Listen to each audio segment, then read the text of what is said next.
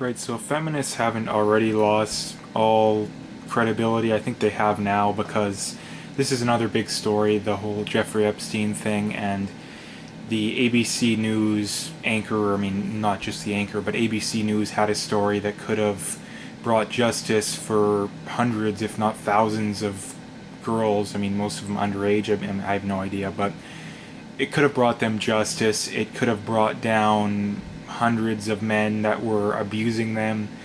And yet, number one, all, I mean, not all of them, but the overwhelming majority, like, I mean, I haven't heard of a prominent one that's been on this story and really going after it, because feminism isn't really about promoting women's rights. It's more or less just about promoting leftism, basically, or socialism. I mean, it's basically the same thing as environmentalism. It's not about environmentalism. It's about, I mean, the people at the top tend to do it for personal gain, and the people at the bottom, the everyday feminists or the everyday environmentalists, are generally just useful idiots for socialism.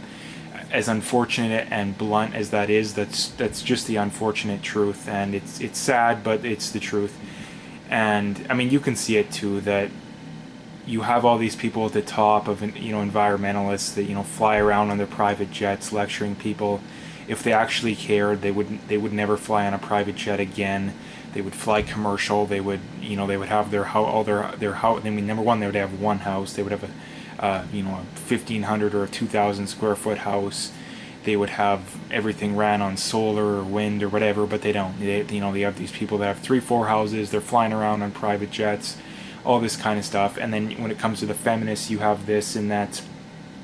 They claim to care so much about women's rights, and you have rich, powerful men that are abusing women, and most of them underage, and most of them are from broken homes that have no way of defending themselves or protecting themselves, and yet feminists are silent. This is, if feminists believe what they actually should believe by the definition of being a feminist, they would be all over this story, but they're not. So I wanted to make a pretty short video because like I say all the time, I could talk forever on this kind of stuff, but basically take home point being, if feminists actually cared about protecting women and protecting women's rights, they would be all over this story. This would be the biggest story feminism has ever seen.